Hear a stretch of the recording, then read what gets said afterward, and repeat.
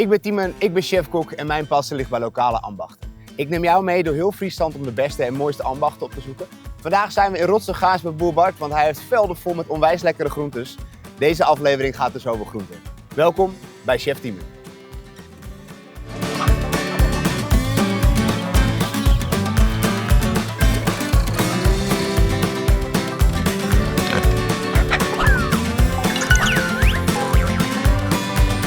Elke donderdagavond kook ik hier bij boer Bart een 3-gangen menu en de meeste groentes komen uit deze tuin, toch boer Bart? Ja, klopt ja. Waarom heb je deze groentetuin? Wij zijn een boerderij die graag 1000 jaar wil bestaan. Waarom? Omdat het zo duurzaam maakt dat we de rest van ons leven... Wow, dat is wel direct een diep verhaal waar we mee beginnen. We hebben deze tuin aangelegd omdat ik het zo fascinerend vind dat jij de capaciteit van mensen kunt verhogen op het moment dat je eten creëert wat bijdraagt aan jouw gezondheid. En onze hele boerderij staat daarvan in het teken. En dat is ook de reden dat we met de groentetuin zijn begonnen. Je ziet allemaal verschillende bedden. De ene hebben wel onkruidgebied, de andere laten we alles samenwerken. Bijvoorbeeld met grassen en met kruiden die er op dat moment groeien.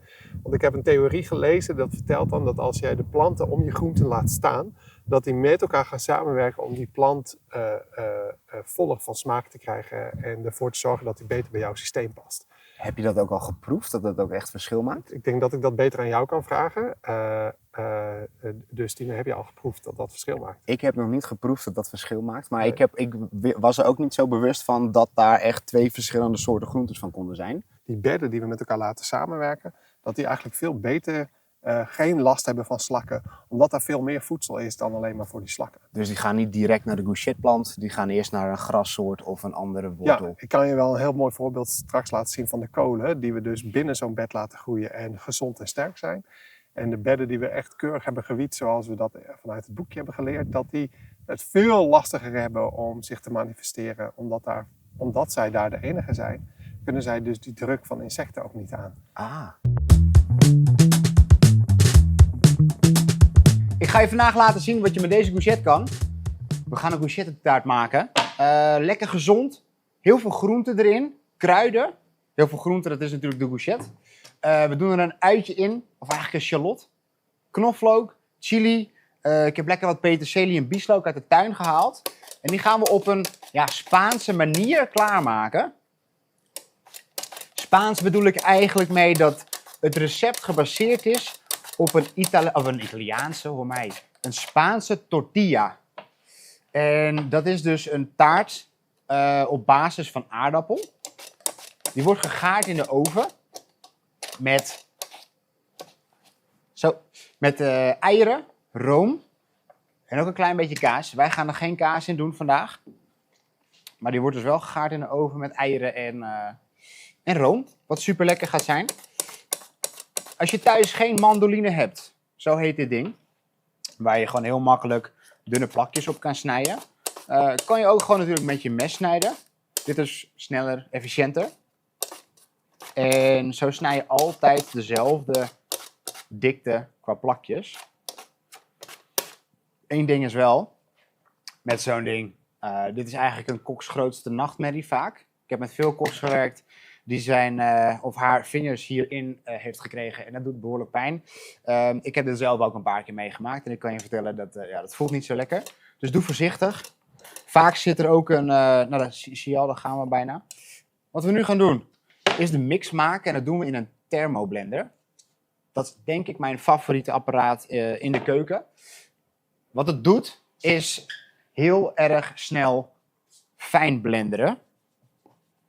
Waarschijnlijk heb je dit thuis niet. Dan kan je het gewoon in een smoothie mixer of wat voor blender je eigenlijk thuis ook hebt, doen. Wat ik heb is dus een chili. Een chili. Pak even een mes.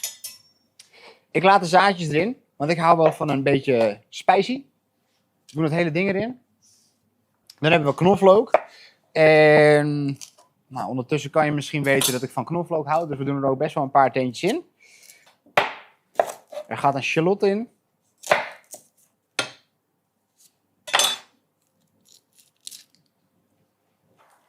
Je kan hem in zo'n blender er in één keer in doen als je hem thuis hebt in een wat minder kwalitatief goede blender kan je hem in stukjes snijden. Ik heb hier bieslook gewassen, wat peterselie. Gaat er ook in. Dan heb ik 4 eieren. Ook van boer Bart, die komen uit de kipcaravan. Vol van smaak zijn deze. Zo. Dus 4 eitjes erin. Dat is ongeveer 200 milliliter, denk ik.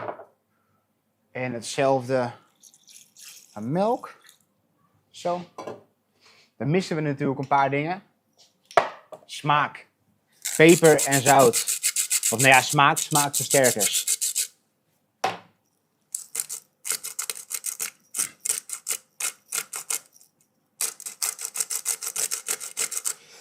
Zo.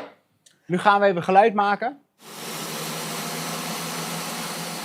Nu heb je een mooi mengsel gemaakt van ei, room, melk, kruiden en ja, dat eigenlijk. Vol met smaak. Wat we nu gaan doen is de taart zelf bedekken, laagje voor laagje. En dan wat van het mooie mengsel erop doen, zodat het zo meteen lekker kan garen. En ja, een mooie taart kan vormen. Zo. Dakpansgewijs. En daarna een beetje van het mengsel erop. Zo.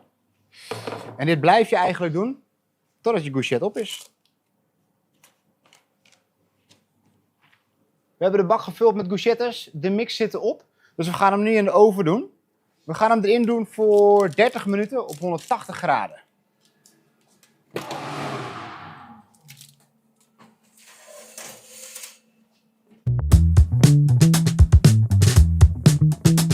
Stel je nou voor dat door het groeien van goede planten en door het produceren van de beste melk die je kunt bedenken, in samenwerking met de natuur, ik die capaciteit van 8% naar 8,5 kan brengen, moet je nagaan wat je dan allemaal al niet kunt. Dus ik geloof er werkelijk in dat wij als mens tot fantastische dingen in staat zijn. Maar ik zie ook om me heen dat we worden afgeleid en dat heel veel mensen last hebben om te zijn wie ze mogen zijn. En als we daar met voeding aan bij kunnen dragen, is dat natuurlijk een hele mooie uitdaging. Een tijd geleden geloofde ik dat alles met rekenen te maken heeft. Hè? Ik plus jij is 1 plus 1 is 2. Ik en mijn vrouw waren in beginsel waren we ook 1 plus 1 is 2. We hebben nu 4 kinderen en dat maakt dus dat 1 plus 1 6 is geworden. Dus dat die hele Excel en het gewone rekenen wat we op school hebben geleerd niet meer klopt. En ik bekijk onze boerderij ook op die manier. We zijn een levende boerderij die mag groeien naar waar zij of hij vindt, nee het is een zij, mag groeien naar de plek waar zij vindt dat het wil. En wat ik als boer probeer te doen is om die boerderij en om die plek zo goed mogelijk in zijn talent te zetten, waardoor het ergens heen mag groeien waar wij aan de voorkant nog niet weten hoe dat eruit gaat zien. En een jaar geleden, ik geloof, ik heb aan God gevraagd, kun jij mij helpen met de juiste mensen op ons pad? En een week later belde jij. Van, goh, zullen we samen koken? Nou, en dat gebeurt hier steeds. En dat maakt gewoon dat dit zo'n vette plek is. Met zoveel avontuur en zoveel leuke mensen. Ja. Dat mij op een hele goede manier uitdaagt om het beste voor iedereen te creëren. Ook al lukt dat niet altijd. Dat is helemaal oké. Ja. Wat een onwijs mooi verhaal.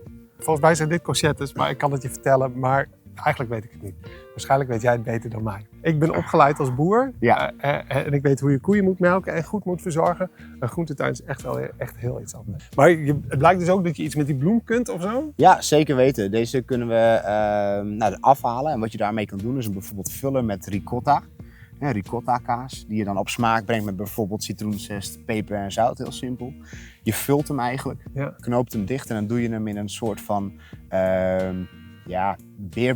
bierbeslag. Die maak je dan. En dan frituur je hem en dan krijg je dat is eigenlijk een heel mooi Italiaans bijgerechtje heb je dan gemaakt van de gourgetteplant en dat doen we zo inderdaad, ja.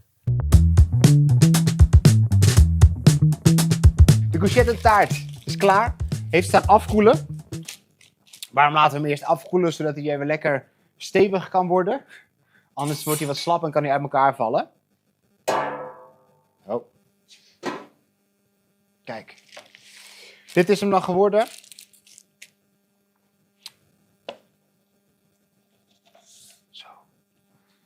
kan er makkelijk doorheen snijden. Is mooi soft. Hij ruikt heerlijk. Zo. Mooi zeg. Pak ik heel even een bordje. Kijk dan. Een onwijs mooi stukje gouchette taart. Dat je kan serveren bij een hoofdgerecht zoals snoekbaars of zo eten als lunch. Mooi, we gaan hem proeven.